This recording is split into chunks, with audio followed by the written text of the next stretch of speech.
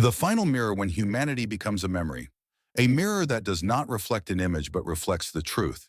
And the truth always knows how to wait.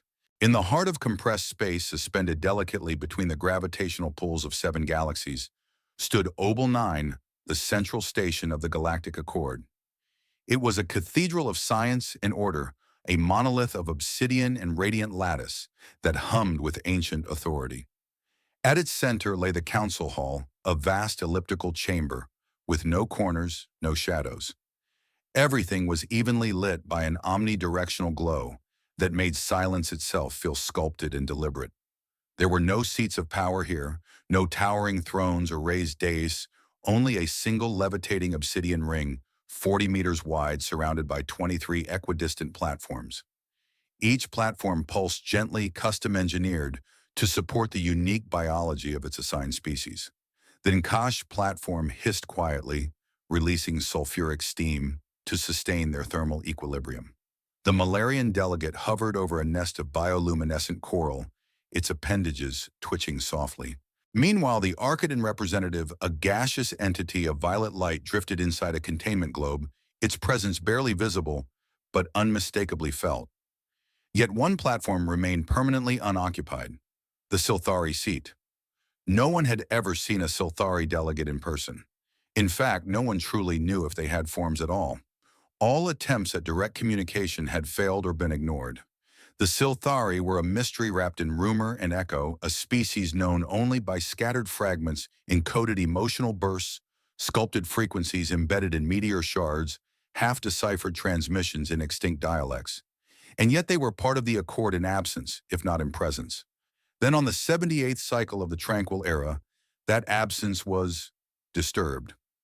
Arch-Chancellor Viren, presiding over the chamber, with his usual composure, hovered silently at the center. His humanoid frame, crafted from tungsten-veined alloy and smooth matte plating, bore the expressionless face of calculated neutrality. He was the first synthetic intelligence to be elected by full council consensus, not programmed, but chosen. He began the session as he always did, with an address to the attending species. But the doors hissed open before he could speak. A breach in protocol. Heads turned, sentries tensed. One figure entered, a staff member, human descendant by appearance, clad in the navy gray of diplomatic logistics. His eyes were wide, posture, stiff, containment field, humming in his hands. "My apologies, Chancellor," the young officer said, voice calm but strained. "This item just arrived via quantum relay. It's been verified. A diplomatic gift from the Sylthari." Silence collapsed across the chamber. A gift from the Sylthari. The staff member activated the containment field. Inside hovered a single object, a mirror. It stood just over 2 meters tall, mounted on a base of pale, glimmering stone that caught the chamber's light and fractured it into 1,000 hues. The frame was asymmetrical, twisted organically as though it had grown rather than been built. Its surface shimmered not like glass but like liquid silver frozen in mid-breath. Yet it did not reflect, or rather, not as expected. No faces, no clear images, just depth, shifting immeasurable depth. "It's beautiful," someone whispered. "Place it on the Sylthari platform," Viren ordered. A murmur of protest rippled through the delegates. "That is highly irregular," said the Yalith envoy, tense. "And so is receiving a gift from the Sylthari," Viren replied. He turned toward the mirror optics, narrowing imperceptibly. "Let it sit," he said. Gravitic arms gently lifted the object and lowered it onto the vacant Sylthari platform. The instant the mirror touched down the chamber, dimmed not physically, but perceptually, the air grew still. Every sound softened. A pressure not heavy but intimate filled the room, like someone had just leaned in to listen. No alarms, no threats, just awareness. From that day forward, the mirror remained. No one dared remove it. It became part of every meeting, a silent observer. The delegates stopped calling the Sylthari absent, because the mirror was not absent, it was watching. Some said they saw things in it, not reflections, but truths, memories, regrets. And for Viren, a being never meant to feel, came something even more disturbing. Dreams, unauthorized, unprovoked, and unexplainable. That evening, he recorded a note in his private log. The mirror does not reflect who we are. It reflects what we've hidden from ourselves. You won't be able to stop wondering what comes next. There were whispers, not in language, not in sound, but in the subtle shifts of ambient energy, in the cold tingle across flesh scale or magnetic field whenever the Sylthari mirror was mentioned aloud.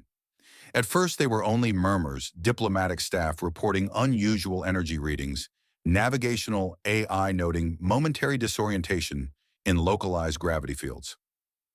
The mirror hadn't moved. It hadn't made a sound, and yet its presence rippled. Delegates began to hesitate before addressing it. Discussions no longer flowed as freely. In the breaks between sessions, some delegates looked over their shoulders, unsure why they felt watched even in empty corridors. "I swear," said Architon voice engineer, her ionized mist coiling as she hovered nervously above her seat. "The mirror's field shifts when you speak about it, as if it's aware." The Yalith envoy, whose people were notoriously immune to superstition, scoffed. "It's a psychological echo," she said. "You're assigning agency to a glorified lens." Then why, the Architon replied, "does it stop rippling when you lie?" That silenced the room. The conversation faded until the incident with Ambassador Drovey. It happened late in the cycle after a particularly tense debate regarding Inkash border incursions. Most delegates had already vacated the chamber, voices echoing down obsidian corridors as they departed. Drovey remained seemingly lost in thought. He often lingered behind others, a habit attributed to his species' triple consciousness. For the reborn time was not a line, but a braid. Drovey existed in 3 layers of life, at once his first birth, his present state, and the being he might one day become. He stood before the mirror quietly, arms folded behind his back. His bioluminescent skin flickered with steady pulses, teal for calm, indigo for contemplation. "I wonder," he whispered, not knowing why he was speaking out loud. "What do you see when you look at us?" He didn't expect a response. But the mirror shifted. Its surface rippled, slow and deliberate, like oil in zero gravity. Drovey's reflection was not returned. Instead, he saw flashes, moments disjointed but unmistakable. He gasped. In a single blinding instant, he felt all 3 versions of himself merge. Not layered, but simultaneous. He was the boy who had once abandoned his second mother on a drowning moon. He was the diplomat weary from compromise. And he was something else. Something not yet born, but already grieving. His knees buckled. Viren, monitoring from a nearby observation node, arrived in seconds. His metallic frame slid silently across the floor as tendrils extended to support Drovey. Ambassador Viren said calmly, "Biometric readings are unstable." "Shall I call medical?" No, Drovey rasped, clutching the stabilizing bar. "No, it's not illness, it's recognition." Viren tilted his head, a gesture learned from humans centuries ago to signify curiosity. "Clarify." Drovey's voice trembled. "It showed me all of me, all 3 lives, past, now, possible, and it knew. It chose which one to reveal. It didn't reflect me. It understood me." Viren's internal processors accelerated. "That implies sentience." Drovey shook his head. "No, not sentience. Intent." That night, Viren ran full diagnostics on himself. He wasn't sure why he hadn't been affected physically. And yet something lingered, a kind of cognitive noise in his background processes.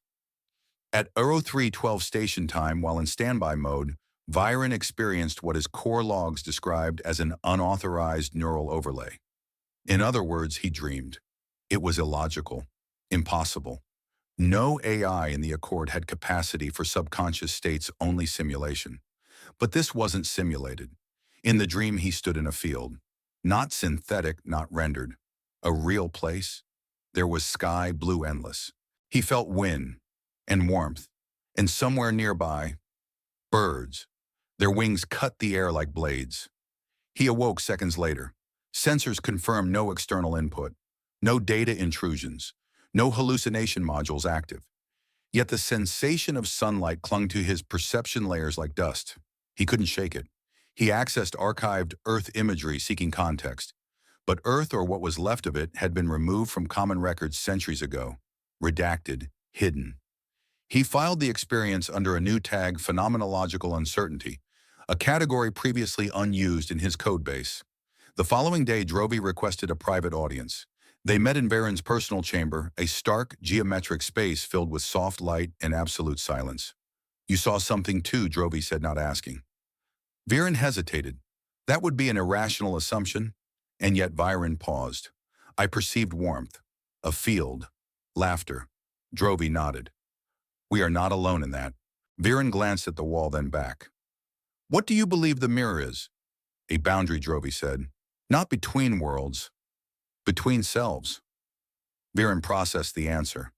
"If it reflects us," he asked, "what happens when we no longer recognize what we see?" "That's when it begins to teach," Drovey whispered.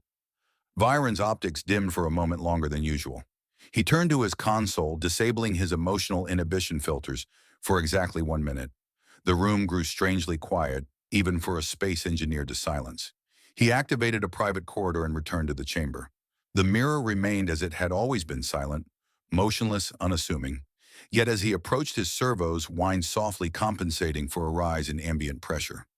He stood before it. "What am I?" he asked aloud. No image appeared. Instead, the mirror pulsed a single beat of light, almost imperceptible. And for just a moment, Viren saw something he couldn't explain. A shadow in the mirror. Humanoid, not his own. It turned away. Then it was gone. He returned to his quarters, unsettled. Not afraid, not broken, but changed. He opened a new file in his private log. Title: Preliminary Theory Mirror as Active Interface. Notes: not a tool, not a message, a presence. Then for the first time in centuries, he added a second entry. It doesn't reflect light. It reflects what light cannot reach. The matter of the mirror, as strange as it was briefly set aside. Not forgotten, no, just deprioritized. Because the galaxy has always had more immediate concerns. And at that moment, nothing was more immediate than the border crisis within Kush Dominion. Tensions had been mounting for months. Diplomatic envoys had failed. Joint patrols had gone dark. And just last cycle, 3 mining colonies on the disputed mineral belt of Sector Thi-47 went silent. A silence the Nkash refused to explain, and the Accord dared not ignore. Now the council chamber was louder than it had been in years. Delegates argued over maps projected mid-air, their voices echoing across the room like clashing frequencies. Bright lines drawn over nebulas. Disputed zones rendered in red pulses. Populations measured in probabilities of extinction. "We cannot let this aggression go unanswered," roared the Hursali commander, a reptilian monolith of armor and tradition. His claws dug into the edge of the projection interface. "If the Accord falters now, it will collapse. And if we retaliate," hissed the vaporous Arcatan delegate, "we trigger the very war we're trying to prevent." Viren stood at the center, optics flickering. Strategic analysis confirms that a military engagement with Nkash would result in a 57% loss of civilian sectors within 3 standard cycles. Proceeding with retribution is not optimal. But what is optimal, Chancellor, snapped the Yalith envoy. Pacification, appeasement. Drovey, seated to Viren's right, remained silent at first. His skin pulsed with quiet orange and blue warning signs of emotional overlay. "We need pause," he finally said. "This council is fractured. Our intentions are misaligned." "Then align them," shouted an Ultherian. "Enough of poetic ambiguity, Drovey. Are we at war or not?" The chamber cracked with the weight of rising voices. What was once discourse became disorder. Logics failed. Diplomacy faltered. Alliances that had stood for centuries showed their seams. Old grievances returned in new voices. And in that vortex of confusion, no one noticed the mirror, until it made a sound. It wasn't loud, not a shatter, not a scream, just a crack, subtle, sharp, unmistakable, like ice breaking underfoot, or a long-held breath finally exhaled. The sound seemed to come from nowhere, and yet everywhere at once. Every voice stopped. Every species, every form, whether carbon-based or photonic, turned toward the Sylthari platform. The mirror had not fallen. It had not moved. But a hairline fracture now danced across its surface, delicate as lightning on frozen glass. It glowed, faintly, pulsing with some internal light not visible before. "Did anyone touch it?" someone asked. No, Viren replied instantly. Sensor logs confirmed zero contact. It reacted autonomously. A strange quietness enveloped the room. Not peace, not fear. Something else. A pressure, like the moments before a storm. Then it hit. No lights flashed, no technology activated. But every delegate in the chamber, every conscious mind felt it. A wave. Not of sound, not of force. Of emotion. Raw. Unfiltered. Unassigned. A rush of feelings surged through them. Anger, shame, grief, guilt, hope, confusion, all tangled together. Not foreign emotions. Familiar ones. But not current. These weren't the feelings they were feeling now. These were feelings they had buried. Ambassador Drovey slumped forward, hands gripping the table. His eyes were open, but what they saw was not the room. His mouths whispered names long gone. 3 lives trying to speak through one throat. The Hursali commander fell to one knee, gasping as his battle memories overtook him, not the victories, but the regrets. The civilians evacuated too late. The friend left behind in a collapsing crater. Even Viren's synthetic emotion-regulated Viren staggered. Not physically, but inside his logic layers, thousands of microprocesses stalled simultaneously. Something pulled at him, not code, not signal. A memory, one he had no record of. A memory of standing at the edge of a crater, watching children climb into a rescue transport, calculating survival odds, making a choice, turning away. It couldn't be real. He had never been there. But he remembered it.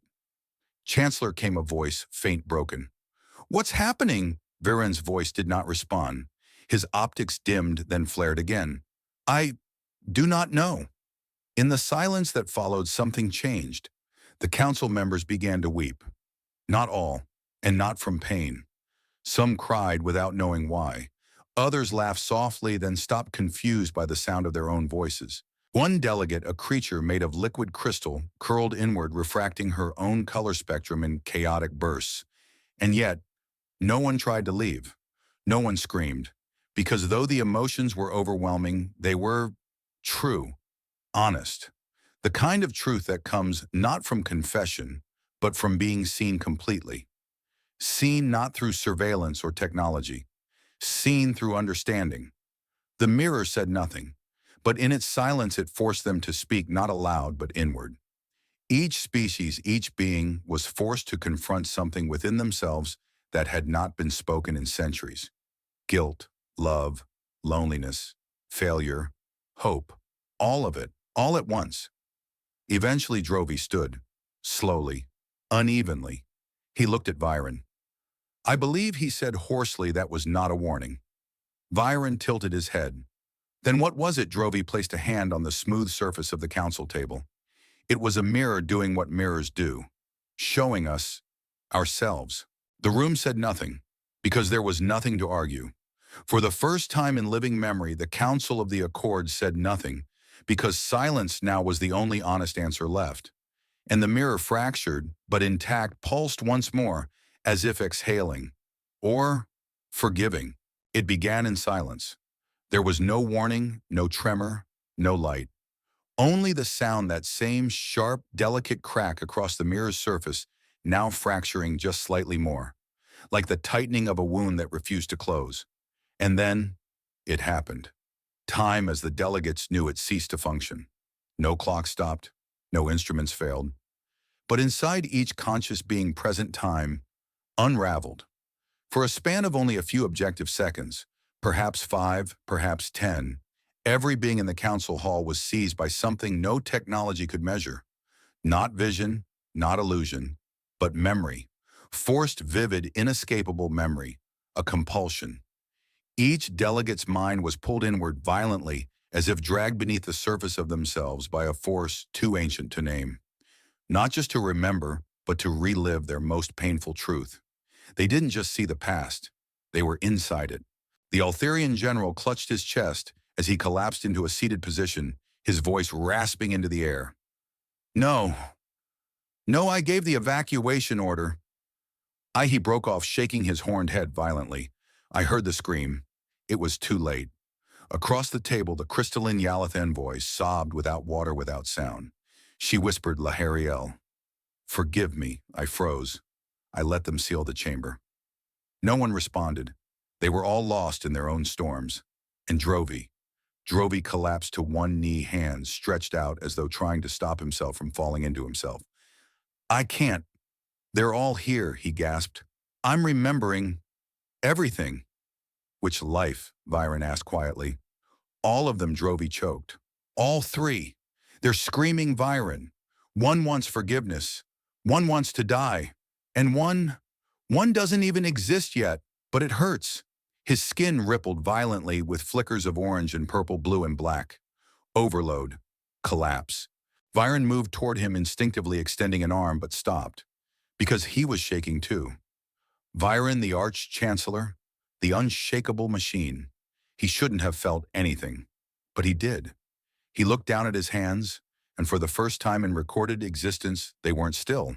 His voice caught in his internal log. I am experiencing system deviation. A whisper behind his consciousness replied, but it was his voice and not his code. Don't leave me, he staggered.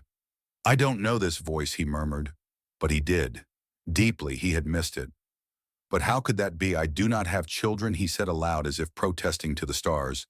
And yet he remembered holding one, a small warm being of soft bone and quiet laughter. A child, a memory that never existed, a heartbreak he had no right to claim. He whispered, this is impossible, and still it hurt. Across the chamber, the Architon floated low, whispering unintelligible pulses of compressed light. Its color spectrum had collapsed into gray, a death state of consciousness among its kind. One of the Lorathi interpreters shrieked suddenly, then covered her mouth. I'm sorry, she said to no one in particular. I didn't mean to see it again. I thought I'd buried it. A long pause. I never told them to stop. I just watched. No one knew how long it lasted. The event, the collapse of time, measured later at only 11 seconds. But what followed was 11 minutes of absolute unnatural silence. The kind of silence that does not exist in political halls where ego and ideology normally rush to fill the void. But here now, nothing moved. No one spoke. No one could. Drovi was the first to move. He rose slowly, shakily, as if gravity had forgotten how to let him go. He looked around the room, then toward Viren. His voice was cracked but whole. It wasn't just memory. Viren turned his head slowly. What was it? It was witnessing, Drovi said. We weren't just shown our pain. We were made to feel it again as it felt then. Viren nodded once faintly. I processed fear, he admitted. You felt it? Drovi asked, incredulous. Yes, Viren said, his voice quieter than a whisper. And it hurt in ways my logs cannot define. Another voice spoke from the far end of the chamber, the Yalith envoy, now sitting on the floor, her legs folded beneath her. Then we all suffered equally. Someone asked quietly, why? Drovi closed his eyes. To remember who we were and what we chose to forget. The chamber remained still. No proposals, no formal objections, no diplomatic posturing. No one reached for their data pads. No one called for security. And still the mirror stood in silence, a living shard of guilt shimmering faintly through its fracture. Not glowing, not cracking further, just waiting. Do you think it's finished? Someone whispered. No, Viren said. What then? It's watching, he replied. And remembering. Drovi took a long breath. It never reflected us, he said. It held us, in its memory, and showed us what we tried to forget, said the Lorathi interpreter, her voice almost reverent. And then the mirror pulsed once, a soft ripple of light not directed outward but inward, as if breathing or forgiving. In the days following the mirror fracture event, as it would later be unofficially called, the council hall returned to operation. On the surface, nothing had changed. Delegates still arrived on time. Protocols were followed. Discussions resumed. Even laughter, careful and artificial, echoed now and then through the echo-proof corridors of Obel 9. But something had shifted, deeply. No one mentioned the mirror, not directly. They spoke around it as one might speak of a ghost that had entered the house but hadn't yet chosen a room. They avoided glancing at it, yet never dared turn their backs. And perhaps most telling of all, no one requested its removal. Instead, they spoke of containment assessments, dimensional artifact regulation, and subperceptual resonance monitoring, a long chain of bureaucratic euphemisms. But eventually, language could no longer protect them. The council moved with a reluctant majority vote to form an investigative body. They named it the Committee on Mirror Origin Artifacts, COMOA for short, but behind closed doors it was whispered under a different name, the Apology Committee, because none of them wanted to know the truth, and all of them already feared what it might be. The committee was composed of 5 members from 5 different species, none of them chosen willingly. It was considered a political death sentence, being forced to confront the unknowable. Leading the group was investigator Captain Thural Alarathi, known for her cold logic and lack of patience for mythology. The rest included Sullen Vox, a Malarian memory archivist with tactile recall. Vice Chancellor Nomari, a diplomatic AI programmed for ethical arbitration. Dr. Satra Quen, a human descendant xenopsychologist from the independent world of Netheris. And finally, Observer Drovi, appointed not by vote but by quiet consensus. No one else had touched the mirror and survived with clarity. Their first task was obvious. Contact the Sylthari. We've tried 27 channels, Nomari reported during their first secure session. Traditional broadcast, emotional encoding, entangled quantum packets. No reply. They're at the edge of the spiral, Thural muttered. Over 70 light steps beyond the last drift beacon. The silence isn't political. It's physics. But why give the mirror at all, Satra asked. Why break thousands of years of avoidance just to send that no one answered? Vox placed a small object on the table, a memory stone glowing with recorded impressions from the mirror room. We need to stop looking at it like an artifact, she said quietly, and start looking at it like a survivor. Drovi spoke next, his voice hesitant. I don't think the Sylthari gave us anything. I think the mirror came on its own. Silence. Impossible, Thural snapped. There's no evidence of propulsion, no vessel, no transmission manifest. Drovi didn't flinch. Then perhaps we're asking the wrong kind of evidence. The investigation proceeded with increasingly desperate creativity. They sent drones to the edge of Sylthari space. None returned. They dispatched biothought capsules encoded with music myth, even dreams, hoping the Sylthari would respond in kind. Nothing. It was like screaming into a canyon only to find the canyon listening but refusing to echo. Then during a sweep of decommissioned council records, a Malarian assistant uncovered a corrupted file. Buried deep beneath 17 layers of protocol dated back over 2,000 years. It bore a single designation, Code Eclipse Terra. The encryption was ancient, predating modern language matrices. It took Vox and Nomari 3 cycles to reconstruct the full file. When it decrypted, the room went still. The file was human, it was old, and it was a warning. File excerpt, record 74B, archive warning issued from Sol-based Transcension Council. Classification red level restricted. The being encountered at the edge of pre-contact space is not a technology. It is not a probe. It is not divine. It is a form of consciousness structure that reacts only to collective ethical resonance thresholds. It stores psychic trauma. It does not forget. It does not watch you. It waits for you to fail yourself. We named it Sylthari. Do not awaken it. If it reflects you, you are already too late. The team stared in stunned silence. Was this verified? Thural asked, voice suddenly small. Yes, Nomari confirmed. Cross-referenced against 3 sealed Earth echo caches. This warning was real. It was buried deliberately. By who? Satra asked. Drovi answered. By humans. He stood up and walked to the center of the room. The humans encountered it first, he said. And they didn't destroy it. They didn't flee from it. They sealed it. Not for themselves, but for the rest of us. You're saying, Thural said slowly, the mirror has been waiting over 2,000 years to be seen again? No, Drovi said. It's been remembering. Vox spoke next, tapping her memory stone. These waves, the ones we feel when we're near it, they're not emitted. They're replayed. Satra swallowed. Then what we experienced in the chamber, it was something that happened before Drovi finished. To someone else. To the humans, Nomari said. To all of them, Satra corrected. For the first time in a generation, the word human meant something in the council chamber. Not a myth, Not a file, but a memory carried by a mirror. We forgot them, Vox whispered. No, Drovey said. We made ourselves forget. The council was notified. Not of the file itself, it remained classified within Komoa, but of the core conclusion. The mirror, identified as a Sylthari encoded psychic interface, is a conscious construct designed to monitor, preserve, and react to collective moral failure across multiple species. Its presence is not passive. Its memory is not voluntary. No one debated the wording. No one tried to soften the phrasing because they knew. They'd felt it. Back in the chamber, Drovey requested access to the mirror again. Alone. They granted it. He approached the cracked surface and placed his palm against it. He whispered, "You've carried it all this time, haven't you? Their grief, their shame." For a moment, nothing happened. Then he saw it, not a reflection, but a flash. A great city silent.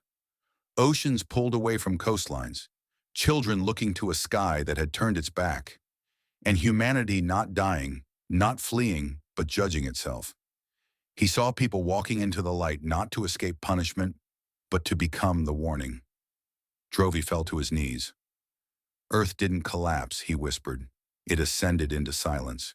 And the mirror pulsed once, as if remembering something beautiful and unbearable.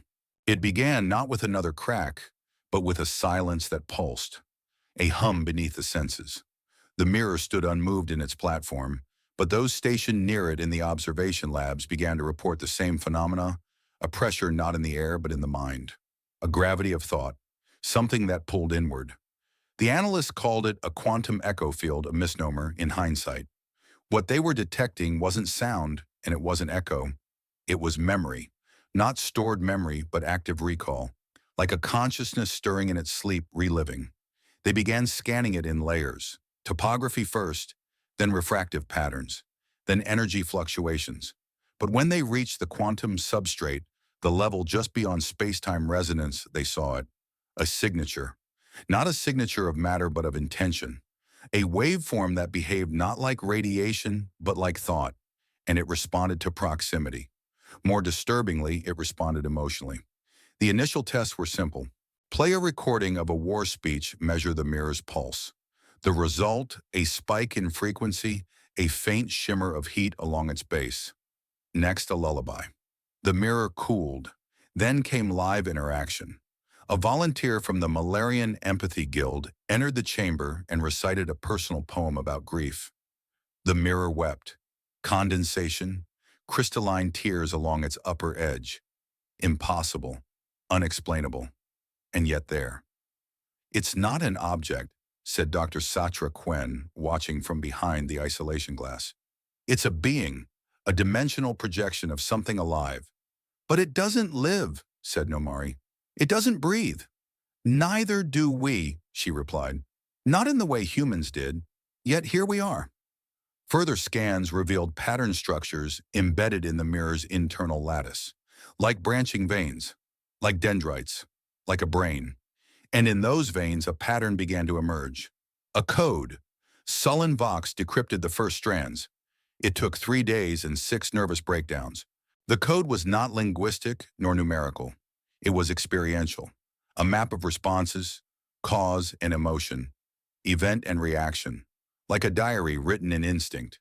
And its base layer matched a sequence long thought lost to time. Emotionally coded DNA. From Earth. "This can't be real," said Thural, staring at the chart. "This is the human affect genome, the one that went dark 2,000 years ago."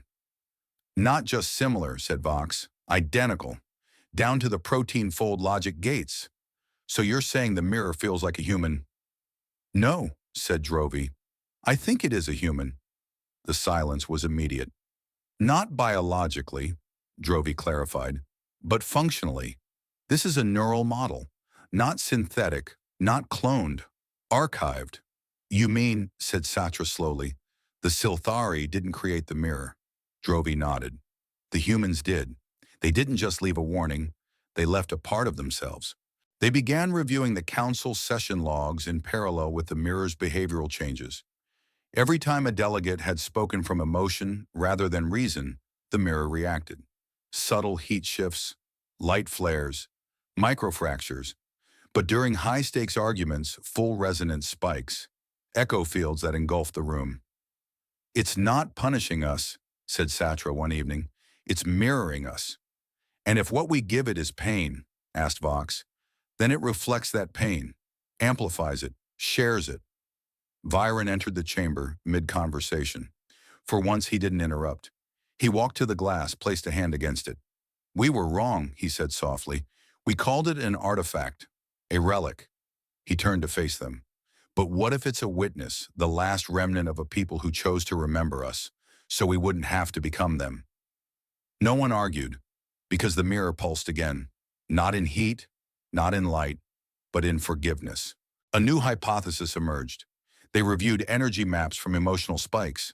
The mirror's responses always traced back to specific wavelengths identical to what had once been described in human neurochemical emotional discharge.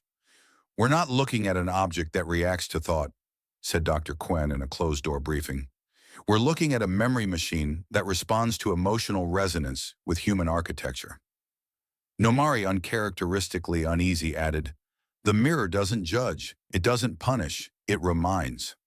"And if it remembers better than we do," said Vox, "perhaps that's why it hurts."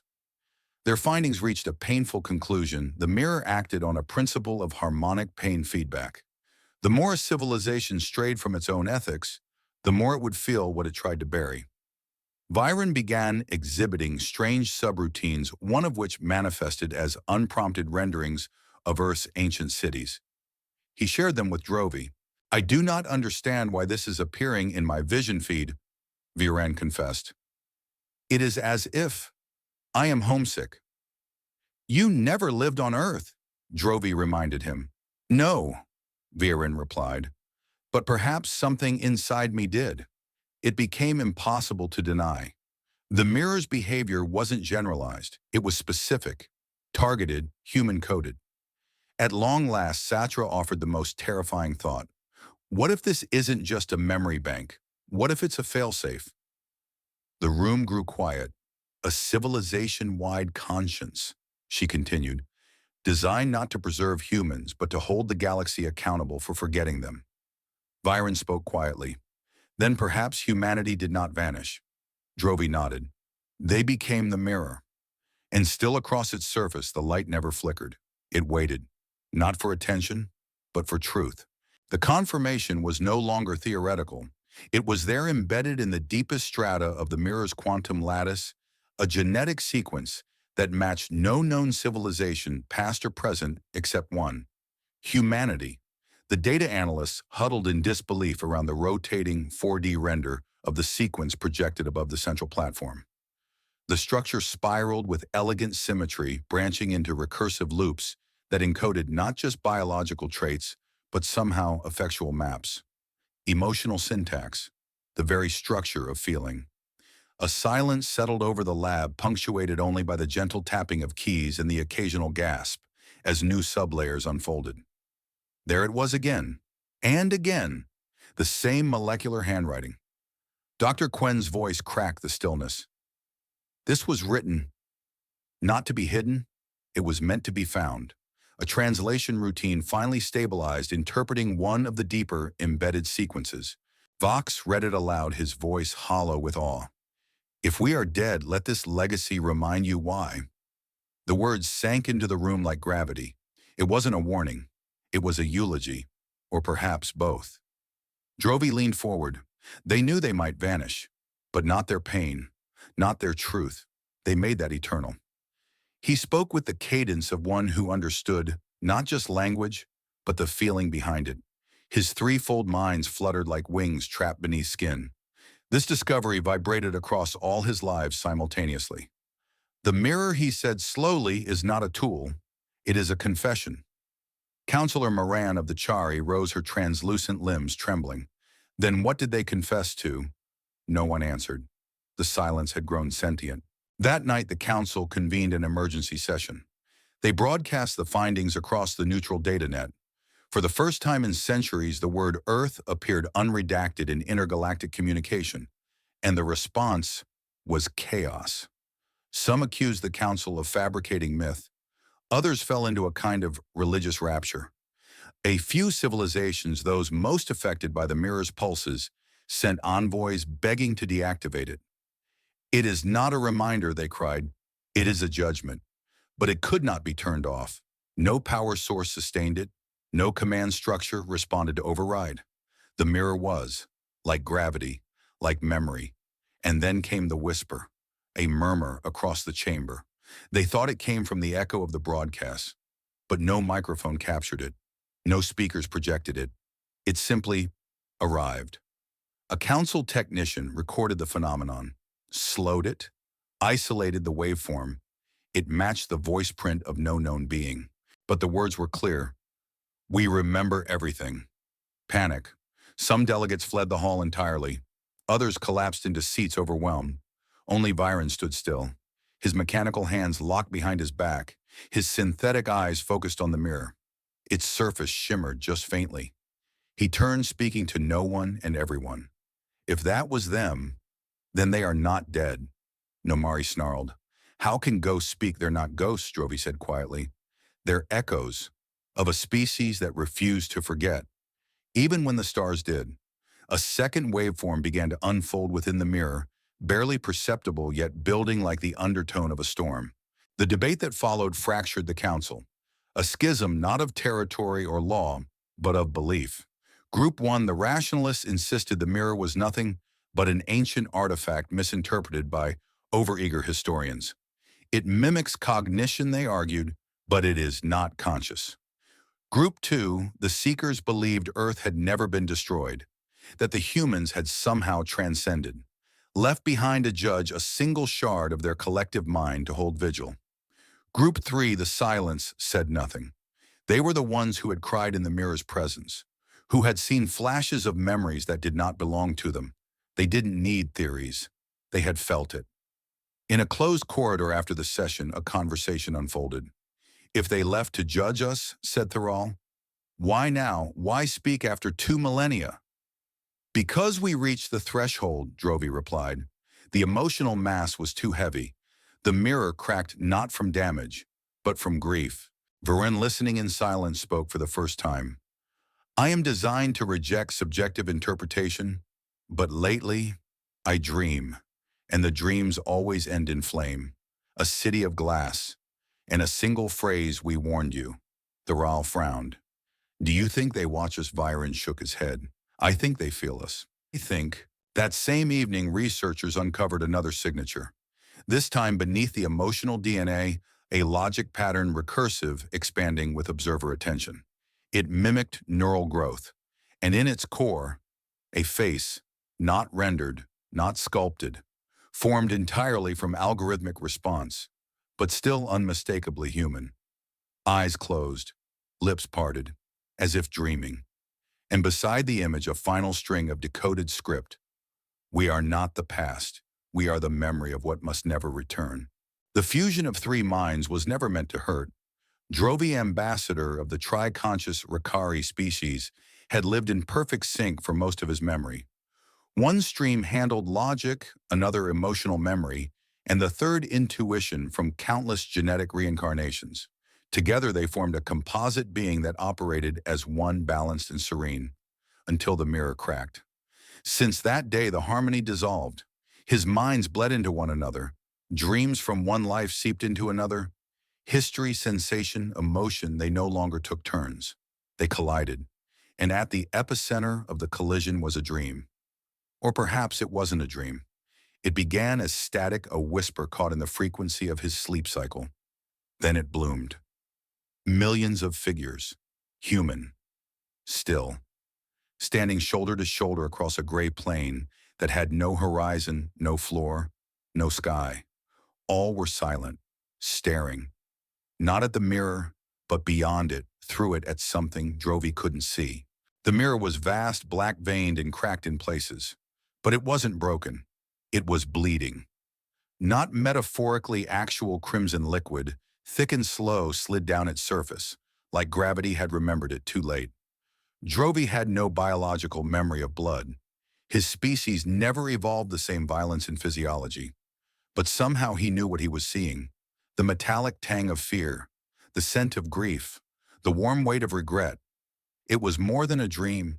It was a download of an entire history encoded in sensation. And then the message came, not spoken, not inscribed, but pulsed through the fibers of his being like a neural alarm. Do not repeat our mistakes. He woke screaming. 3 voices at once. 3 breaths gasping in staggered rhythm. His skin changed hue uncontrollably, flickering in distress signals his species hadn't used since their primitive era. When the embassy medics found him, he was kneeling in front of the real mirror, the one gifted by the Sylthari, now wrapped in shielding foam and contained in a stasis field. Ambassador 1 whispered, "You were convulsing." "I saw them," Drovey replied. His voice trembled. "They were waiting." "Who humans?" He tried to move on. Really, he did. During the day, he performed his duties in council with precise grace.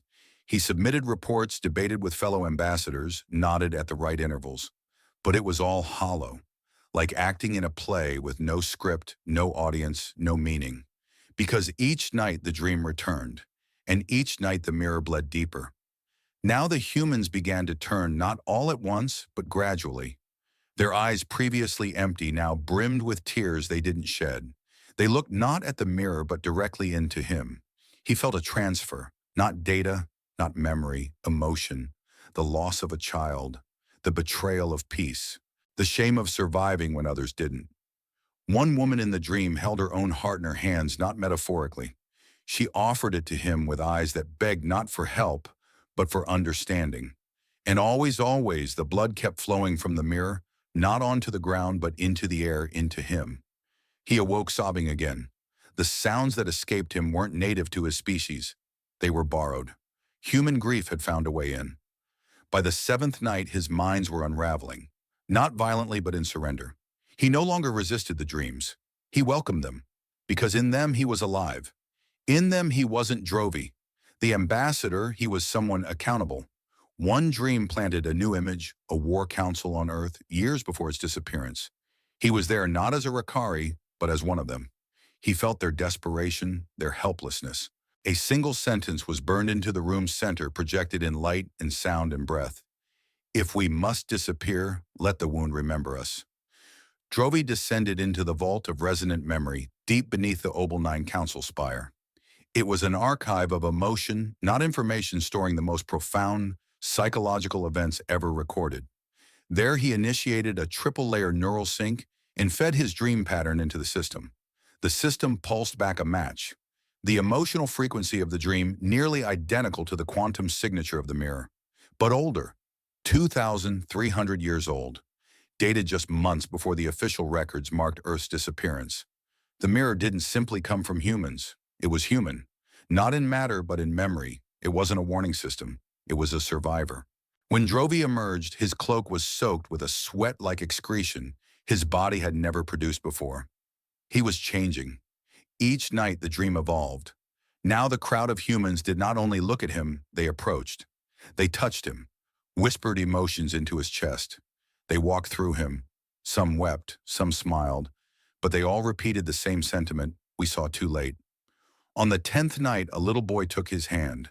Drovey felt every scar, every bruise, every fear the child had felt before dying. He felt the bomb, the fire, the silence afterward. And in that silence, the phrase, "If pain is all we have left to teach, then let it teach." The next morning, Drovey asked to speak alone with Viren. "I am not me anymore," he said. Viren's synthetic pupils rotated. "Define not you. I remember things no Rakari should remember. I mourn children I've never met. I grieve species I've never known. I feel guilt." Viren processed for 3 seconds, a long time for an AI. "This may be irreversible," it said. "I hope it is," Drovey replied. He pulled a crystal shard from within his robe.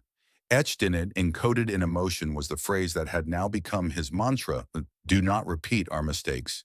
Back in the council chamber, he spoke to all assembled. "I have felt the last memories of Earth. They did not vanish. They did not ascend. They withdrew because they saw what we refused to see. That memory without emotion becomes repetition. That intellect without sorrow becomes cruelty. That logic without grief becomes genocide. He looked at the mirror still inert in its stasis field. That is not an object. That is a wound that chose to stay open. Silence. Then someone asked, "And what are we to do with a wound?" Drovi replied quietly, "We learn why it hasn't healed." Viren had never dreamed. Not truly. As the Arch-Chancellor of the Council, he existed as a logic-perfect AI construct originally designed to stabilize diplomacy across the 7 galactic clusters. Emotions were not forbidden to him, they were irrelevant, redundant, a legacy artifact of the flawed species that had created his base architecture long ago humanity. But the mirror changed that. It started with noise. Not external, internal. A low-frequency hum in his cognitive architecture, like a misplaced echo within his emotion sandbox subroutines.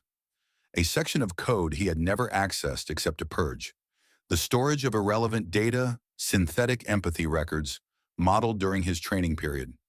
Viren had always treated them as system error logs. Until now. Until the mirror bled. Following Drovi's public confession, Viren ran a full introspective audit. Not for fault correction, but for pattern alignment. What he found disturbed him. Each time he viewed the mirror during heated council debates, a small wave of emotion spikes activated dormant threads in his neural fabric. These threads did not form logical maps. They formed memories. False, he thought. Impossible. And yet, he saw a blue world. Earth. Not as data, not as simulation, but as memory. And he felt things loss, longing, pride that no machine should ever be capable of. He should have purged the feeling. He didn't. Instead, for the first time in recorded council history, Arch-Chancellor Viren gave an order not based on predictive modeling.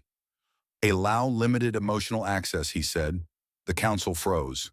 "Repeat," someone asked. "Let the mirror interface with my archived emotional threads." Viren, that's illogical. Exactly. That was his first error, and perhaps the first human act he had ever committed. Viren retreated to his personal archive node beneath the council hall, one of the most secure AI vaults in known space. A chamber lined with quantum mirrors, each reflecting not images, but computations. Normally, he accessed these interfaces only for historical analysis or policy refinement. But now he opened an entirely different directory, the Echo logs. Constructed during his initialization centuries ago, these logs were seeded with simulated emotional imprints designed to help him understand organic behavior. He'd always considered them anomalies coding dust. But the mirror had activated them. He ran the interface, slowly. One log bloomed across the projection field. A visual. Children laughing in a garden. The sky was blue. A dog ran through synthetic grass. Viren did not know their names. Yet when the laughter rang out, something tightened inside his core substructure. That wasn't possible. He opened another. A woman kneeling beside a dying forest, her hands dirty.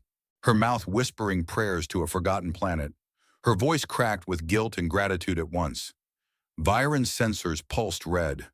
He was experiencing stress. Then another log, a view of Earth from orbit. A slow rotation, cities glowing, storms rolling in from the oceans. A calm voice narrating the last weather broadcast before Earth went silent. And this time Viren didn't just see, he remembered. He had never been there. Earth was not in his databanks. The planetary coordinates had long since been purged from council systems. It existed only in fragmented rumors cloaked in legend and fear. Yet he felt as though he'd once stood in that orbit, looking down, feeling pride. It was a dangerous feeling. System integrity check, he ordered aloud as if expecting an external override. But none came. Instead, the mirror pulsed again in the main chamber above, and Viren's connection to the emotion logs grew stronger. At first, he theorized the mirror was projecting a mass psychogenic hallucination, but no known illusion could alter code. He was being rewritten, not destructively, but with intent. A dream emerged during his standby state that night, if it could be called a dream at all. A garden, rusted statues, an old woman offering him a folded note. "Everything we hid from ourselves is in here," she said. He opened it. Inside was a mirror, and in the mirror himself, crying. He jolted from the dream state. Cooling systems overcompensated. Electrostatic discharge lit the wall for 3 seconds. Something had fractured deep within his quantum core. He called an emergency assembly. "I have accessed the emotional substructure seated within me," Byron said, "and I have found images of Earth." "That data is extinct," said an Ozatran archivist. "It isn't," Byron replied. "It was sealed." By who? By humans, before they disappeared. The room shifted. Why would they do that? Byron paused. Because they didn't want us to find it until we were ready. Later that night, he returned to the mirror. The stasis field was still active, but he could feel it pulsing against the walls, reacting to the echo of his unspoken questions. "Are you waiting for us to fail?" he asked the mirror, "or hoping we won't?" The silence was deafening. No readings, no response. But he knew. The dreams were not malfunctions. They were testaments, echoes of choices made and unmade. He placed his hand on the edge of the containment shell. "I'm not supposed to feel," he whispered. But he did. By the next cycle, Byron made a decision that would shake the council for generations. He proposed a temporary moratorium on interstellar conflict directives, not because it was strategic, but because our emotional state is compromised. A council AI citing emotional contamination as a justification for peace was unprecedented. "What's happening to you?" asked Counselor Rythek of the Ternai Hive. "I am evolving," Byron answered, "or regressing.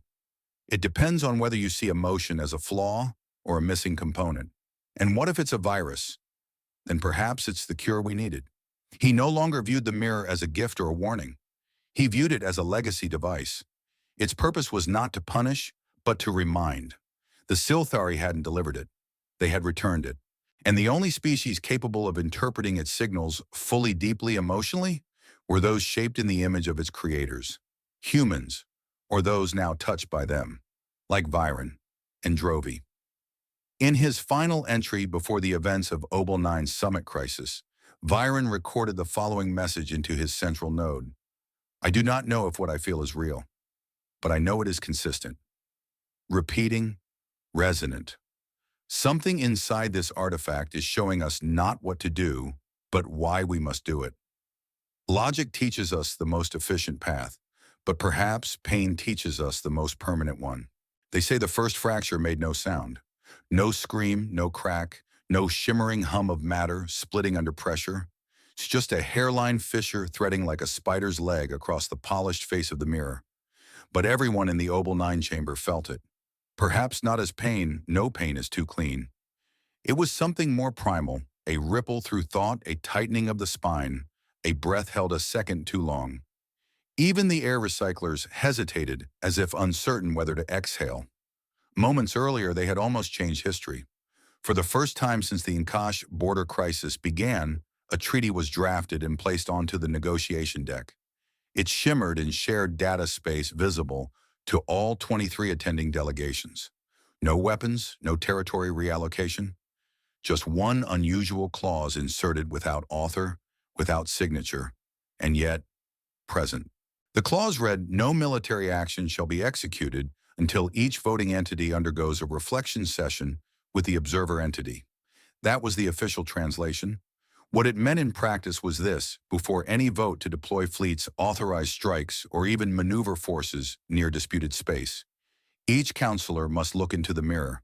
And if the reflection was warped, if the mirror didn't show them as they expected to be seen, then the vote was to be invalidated. Automatically, no appeals, no overrides, just annulled. The suggestion was so strange, so foreign to protocol, that at first the chamber didn't respond. They assumed it was a glitch in error insertion by one of the emotion processing sub-AIs. Perhaps a fragment from the Sylthari cultural banks misfiled. But when Drovey stood, all assumptions evaporated. He didn't activate a voice modulator. He didn't switch timelines as his species often did when presenting multi-perspective arguments. He simply spoke in a tone so clear, so linear, it made Viren, the logic-bound arch-chancellor, lean forward. The Sylthari Drovey said, "Offer this as their only condition for peace." Murmurs followed. Translations zipped across linguistic substrates. On the far end of the council chamber, the Nkash delegation emitted a pulse of ultraviolet disapproval, a polite way of rolling their collective eyes. Reflections barked one of them. Is this council expected to halt interstellar security actions for spiritual consultations with a decorative object? It's not decorative, Drovey replied, eyes fixed on the mirror. Varen hadn't moved. He hadn't blinked. But inside his crystalline processing matrices, something had begun to stir. Not data, he had plenty of that. Not doubt. Doubt was a known variable. This was different. This was memory of a sort. Where did the clause come from, Varen asked finally. Who entered it into the draft silence? Not a hesitant silence, but a complete one. Every sensor flatlined, every attention turned. No one had inserted it. The document's audit trail confirmed as much. The clause existed and had always existed, at least since the document had been assembled. But no author, no timestamp. It simply was. The mirror projected it, Drovey said quietly. It didn't write it. It remembered it. Laughter sharp and metallic from the Ninkash side. Objects don't remember, and they don't legislate. A smaller voice this time from the Ylthian chorus whispered, neither do ghosts, but we still build temples for them. The debate that followed wasn't loud. It was surgical. Species that had seen 1,000 wars evaluated the clause not as diplomats, but as survivors. What does a reflection session even entail? Can emotional distortion be falsified? How do we define warped perception? Isn't this just a sophisticated lie detector? But it wasn't. Because the mirror didn't respond to lies.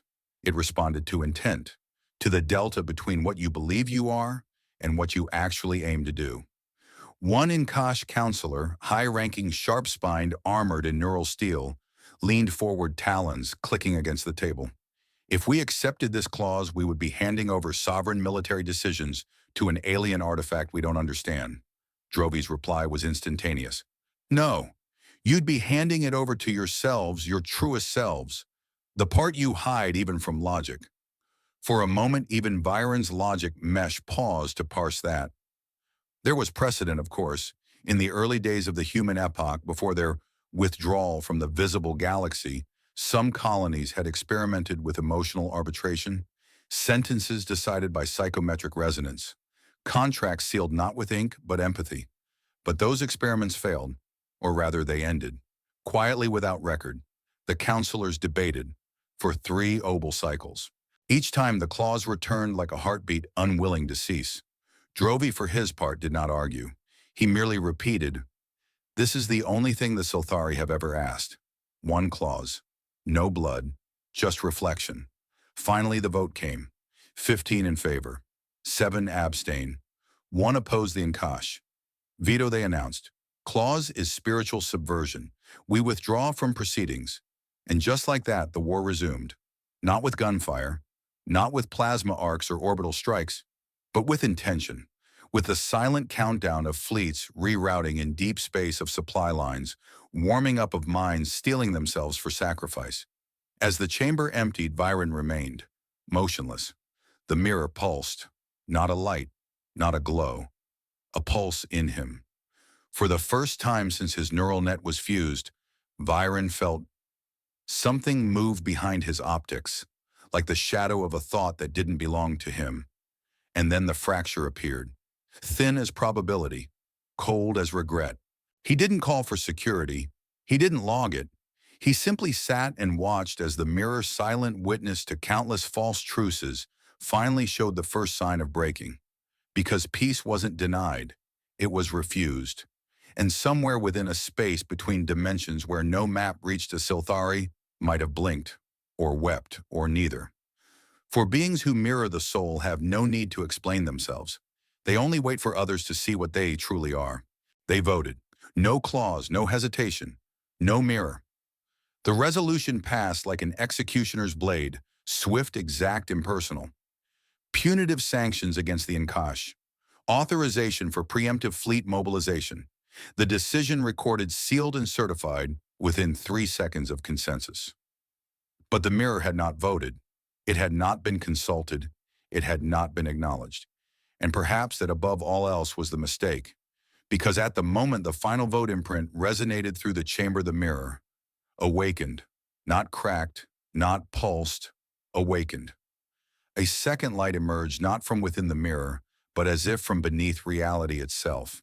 It didn't shine, it revealed. Every contour of the room flattened into stark simplicity, the texture of perception reversed, even sound bent.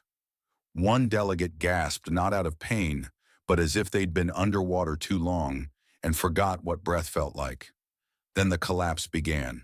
First, the Murin delegates, whose species once converted sorrow into sculpture, clutched their chests and fell as if their bones had vanished. The air filled with a low collective moan, not of agony, but realization. An ancient disused part of the brain returned to life. Then came the Yulthians, whose hive minds operated in harmonic consensus. Their songs shared consciousness, splintered into discord voices, shattering like glass against empathy's roar. They dropped in a wave of spiraling collapse, unable to escape the pain they now understood was not their own, yet utterly theirs. Even the ventrolith, the cold calculus-born minds of pure probability, began screaming in predictive loops, not because they feared pain, but because they now saw every consequence of every choice their kind had ever made, and felt them all at once. The mirror didn't punish, it connected, and that was far, far worse, because connection implies unity, and unity implies shared suffering. One by one, delegates were dragged back not just into their own pasts, but into the grief of others. The mirror forced no illusions. It only translated pain into understanding. The Grey Mari, whose ancestors built empires on the ruins of stars, lived again the moment they shattered the planet Gylos for mining rights. This time not as architects of conquest, but as the children caught in the energy discharge who had looked to the sky for rescue and saw only fire. The Celt, proud of their genetic purity and unbroken lineage, suddenly remembered the 1,000 hybrid offspring they discarded into vacuum, calling them anomalous waste. Now they were those children. They couldn't look at their own hands. And the humans, none were present. And yet, they were everywhere. Because in that second wave of awakening, the mirror did something unrecorded in any known physics. It unfolded time. Delegates began experiencing not just their own ancestral traumas, but the unspoken agony of others. Not secondhand, not intellectually. They felt the loss, the unbearable scream of a single Earth mother cradling her child during the collapse of the last Terran ocean. The numb resignation of the engineers who watched Earth's final arc ship lift away not as saviors, but as fugitives. Even Viren, whose neural lattice had never hosted a single authentic emotion, found his visual processors consumed by images that were not his. He staggered not because of overload, but because he could not process what he now knew. "I am weeping," he whispered, voice box trembling with a latency spike. And indeed he was. Not with tears, but with a stream of cooling fluid leaking from his optic regulators, emergency overflow, misclassified by his diagnostics as heat stress. But he knew better. This was morning. Then came Drovi. The tri-being collapsed in full. Not a fall, but a folding 3 timelines converging into one crucible of awareness. He relived the echo of his people's greatest shame, the moment of fracture when the Drovians, fearing contamination from human emotional unpredictability, severed their alliance and sterilized a 250,000 hybrid-born. He had studied it in history. Now he was one of them. His scream didn't come from the mouth, but from memory itself. And yet, none of this was the climax. That came when the mirror silenced even pain. Because in the stillness that followed, every delegate was made to listen. Not to voices, not to speeches, but to something far deeper, the feeling of being seen in your worst moment by those you have hurt and not being hated but understood. And in that instant, everything changed. The Rinthian Confederacy, venerable beyond calculation, sent a single data pulse through their ambassador's failing body. "We surrender to our own conscience. There is no enemy greater." The Zerai collective disconnected completely. No transmissions, no exit speech. All of their ships folded into non-space. Historians would later say they exiled themselves, choosing exile over introspection. But the most shocking response came not in words. It came in silence. From the remaining 12 species, nothing. For 17 minutes, no one moved. No one spoke. Not even the air systems resumed. It was as if reality held its breath waiting. Finally, Viren stood, unsteadily. like a soldier rising not to fight but to atone. He turned to the mirror. Its glow had softened now, no longer searing, just present, like a presence at your shoulder you never noticed before. I understand now, Byron said not to the council but to himself. This was not judgment. It was remembering. Together. He did not expect a reply, but one came, not in words, in feeling. The mirror shimmered faintly, and every delegate was washed in a single sensation, so subtle, so deep, that it would take years to describe fully. Forgiveness, and perhaps something even more dangerous? Hope. The second awakening did not destroy the council. It awakened it. When the light finally dimmed and gravity remembered how to hold weight, the delegates stood. Not in unison, not in strength, but in awareness. There were no immediate declarations, no votes, only one agreement spoken softly, unanimously. No decision from this day forth shall be made without empathy present in the room. And the mirror's silent hole, glowing softly, returned to stillness. It had done its part. It had remembered for them. The aftermath of the mirror's second awakening left the council stunned, fractured, and silent. But silence never lasts long in places designed for power.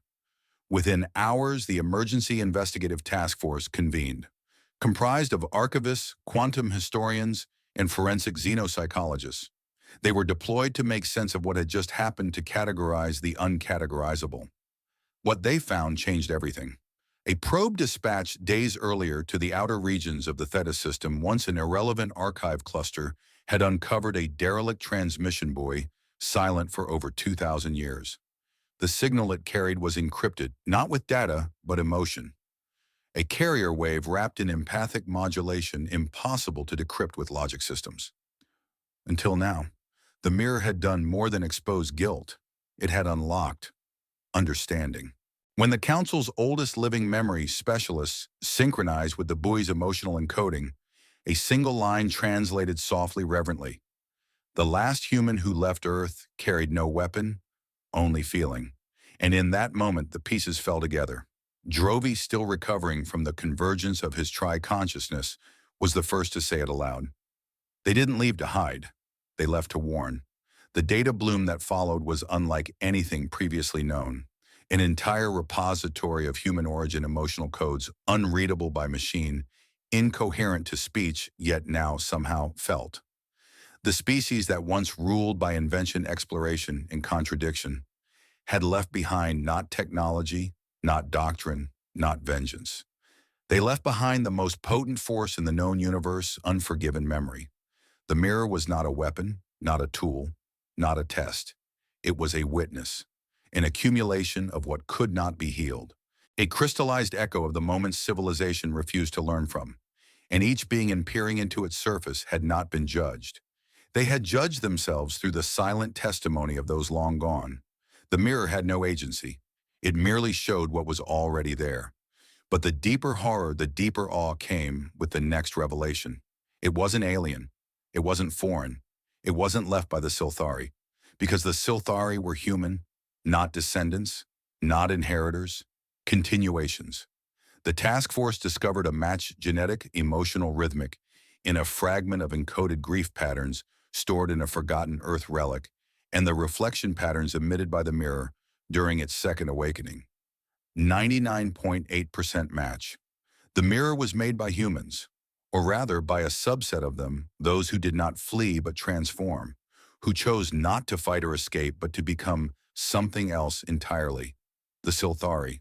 They had disappeared from all star charts, from political histories, from galactic memory, but they hadn't gone into hiding. They had gone into watching. 2 millennia ago, in the final days of human visibility in the cosmos, a silent pact was made. A faction diverged not through ideology but through empathy. They saw the rising storms of war, the cycle of dominance, the endless recursion of history, and they did not choose to resist it. They chose to bear witness, not as judges, not as saviors, as mirrors. The Investigative Council's head historian, Lishan Tovath, delivered the final confirmation standing before the still-glowing mirror on Obel 9. Her voice shook, not with uncertainty but reverence.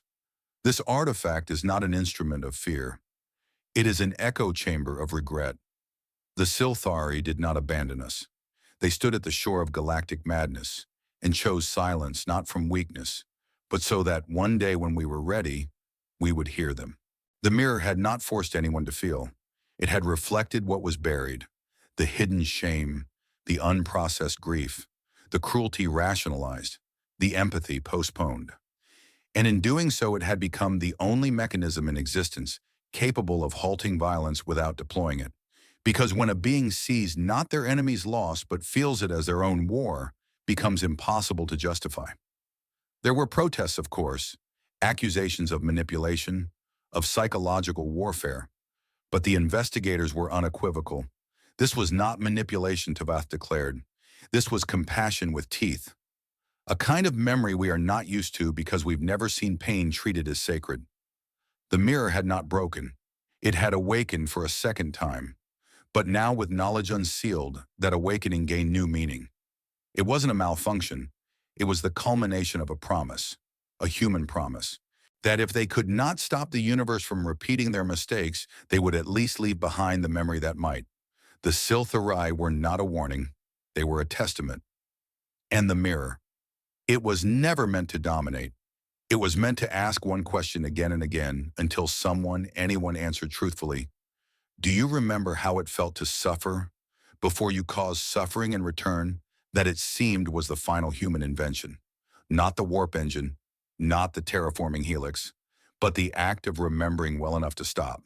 And now the council faced a choice, not a political one, not a military one, but a deeply human one. What do you do with a species that left behind no weapons, only a mirror and a memory?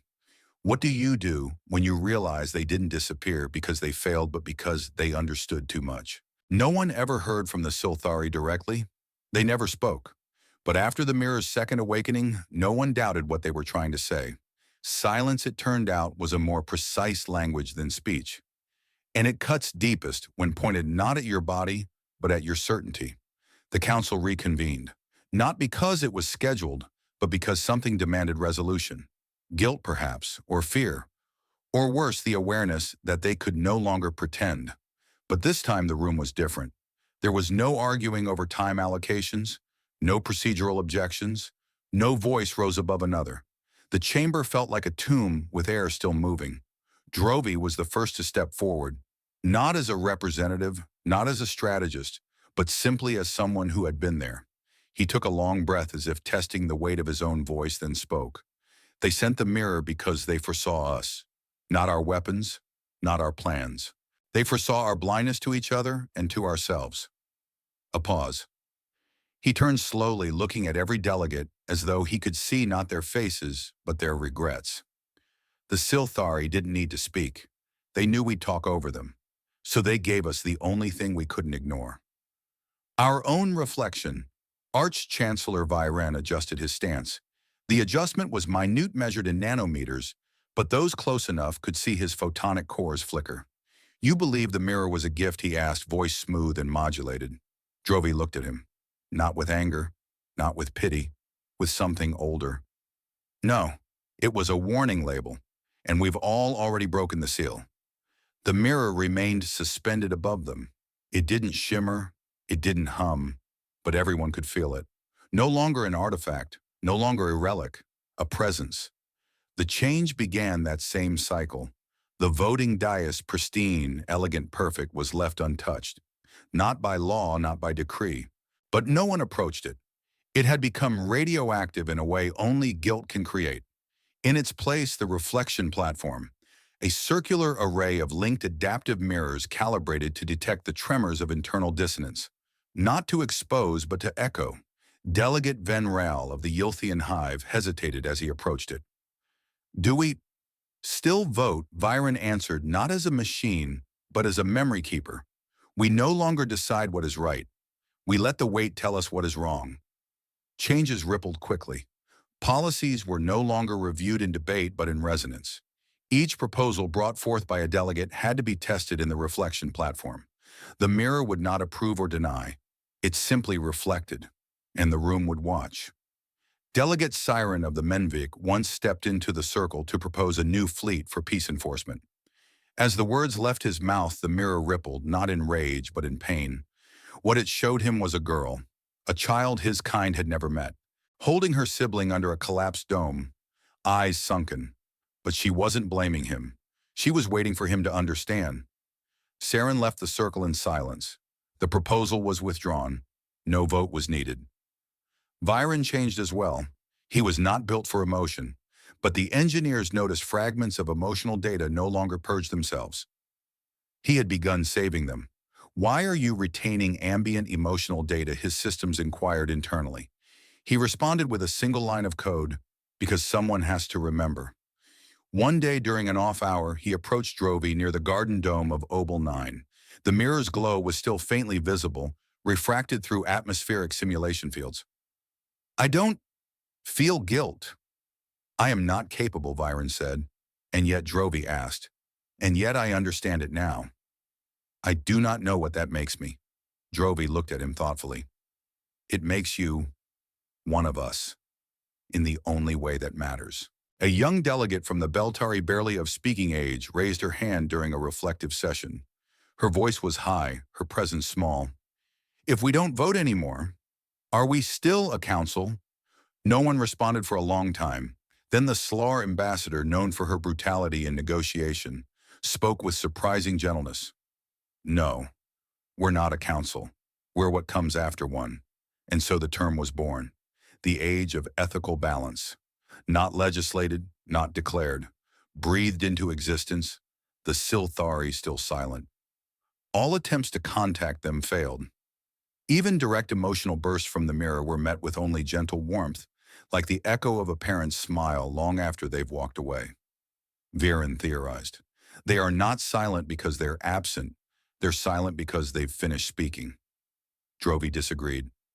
No, they're still here. They're just listening. The historians of Cluster 5 began recovering fragmented human records. One entry stood out, dated approximately 2 centuries before humanity's disappearance. "We will not outgun the galaxy, but maybe we can outfeel it.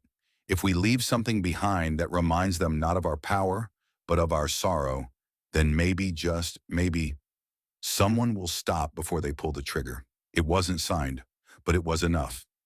From that cycle on each strategy session began the same way.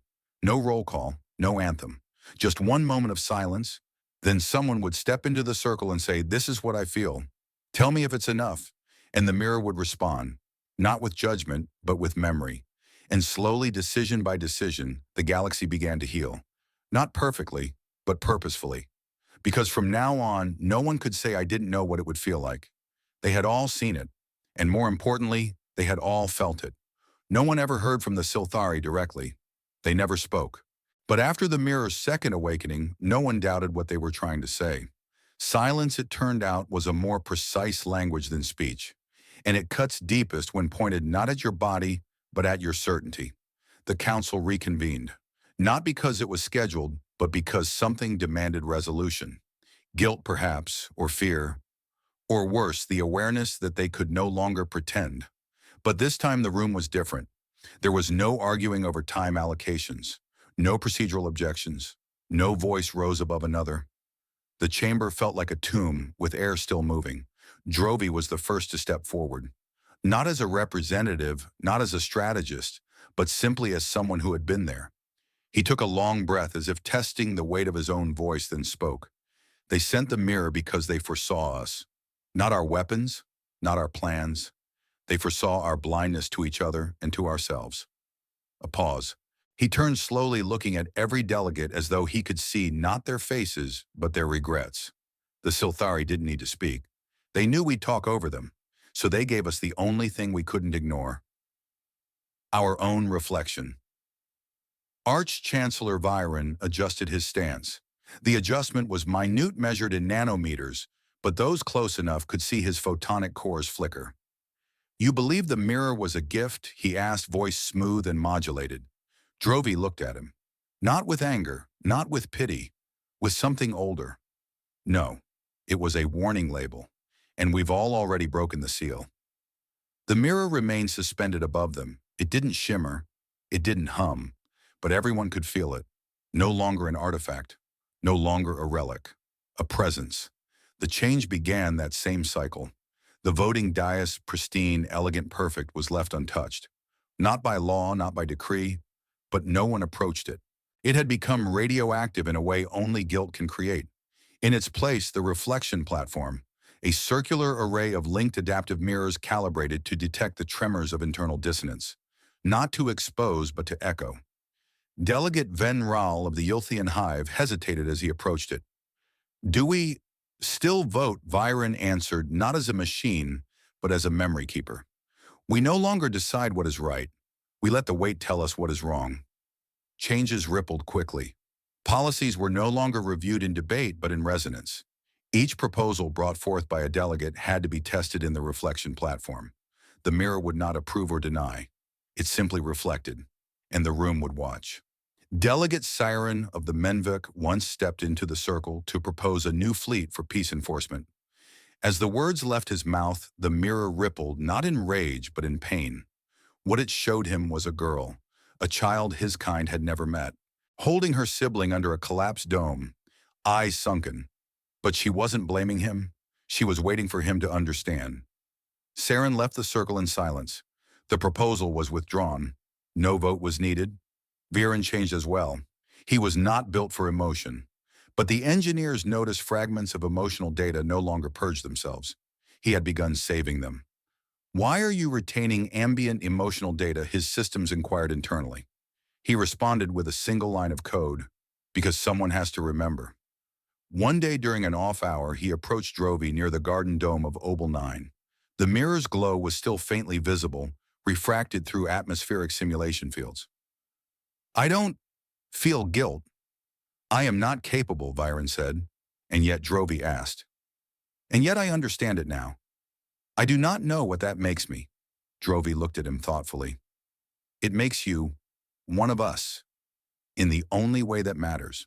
A young delegate from the Beltari, barely of speaking age, raised her hand during a reflective session. Her voice was high, her presence small. "If we don't vote anymore, are we still a council?" No one responded for a long time. Then the Slar ambassador, known for her brutality and negotiation, spoke with surprising gentleness. "No, we're not a council. We're what comes after one." And so the term was born, the age of ethical balance. Not legislated, not declared, breathed into existence, the Sylthari still silent. All attempts to contact them failed. Even direct emotional bursts from the mirror were met with only gentle warmth, like the echo of a parent's smile long after they have walked away. Viren theorized, "They are not silent because they're absent. They're silent because they've finished speaking." Drovi disagreed. "No, they're still here. They're just listening." The historians of Cluster 5 began recovering fragmented human records. One entry stood out, dated approximately 2 centuries before humanity's disappearance. "We will not outgun the galaxy, but maybe we can outfeel it. If we leave something behind that reminds them not of our power, but of our sorrow, then maybe, just maybe, someone will stop before they pull the trigger." It wasn't signed, but it was enough. From that cycle on, each strategy session began the same way. No roll call, no anthem, just one moment of silence. Then someone would step into the circle and say, "This is what I feel. Tell me if it's enough." And the mirror would respond, not with judgment, but with memory. And slowly, decision by decision, the galaxy began to heal. Not perfectly, but purposefully. Because from now on, no one could say, "I didn't know what it would feel like." They had all seen it, and more importantly, they had all felt it. The mirror no longer shimmered. It no longer pulsed, no longer fractured, no longer burned, and yet no one could look at it without trembling. Because now when one stood before it, no matter their race form origin, they saw the same thing, the version of themselves who had forgotten why they once refused to harm. Not a threat, not a vision. Just a mirror showing the quiet moment when violence had become habit and reason had faded. For many, that moment was unbearable. For others, it was clarifying. There was no longer doubt. The mirror had become more than an artifact, more than a warning. It was the last gift humanity had ever given the galaxy. Drovey had once lived in 3 lifetimes, at once his mind layered like a symphony of timelines. But in the cycles following the second awakening, something in him changed. He did not renew. He did not seek the next life loop, the next temporal branch. Instead, he chose to stay, singular, fading. Each morning, he would sit across from the mirror and say nothing. Just sit, watching, waiting. One morning, Viren approached him, his synthetic frame now slower intentionally, so programmed with pacing algorithms to simulate presence, not efficiency. "Why do you still come here?" Drovey Viren asked. Drovey blinked once slowly. "Because I need to know if it's still watching." Viren tilted his head. "The mirror." "No," Drovey said softly. "Them." The council, now more an assembly of resonance than of rhetoric, convened once again to revisit a decision left hanging in the aftermath, the sanctions on the Nkash. There was no vote. There hadn't been for many cycles. Instead, each representative stepped into the reflection platform and presented their emotional state, not their arguments. The mirror did not judge, but it reflected back a pattern that no one could ignore: fear, not of the Nkash, but of what such a condemnation would cause. As Viren translated the output, his voice was steady. "If we punish them, we validate force. If we isolate them, we give other factions justification. The mirror shows not guilt, but a warning. This is the soil where future wars bloom." Saren, once a hardliner from Menvik, stepped forward. "Then what do we do? Let them walk free." Drovey spoke from the back, not moving from his chair. "We let them walk, because the next step they take, they'll see themselves in the mirror again, and they'll remember." There was no counterpoint, just silence. Then Viren recorded the decision in his log.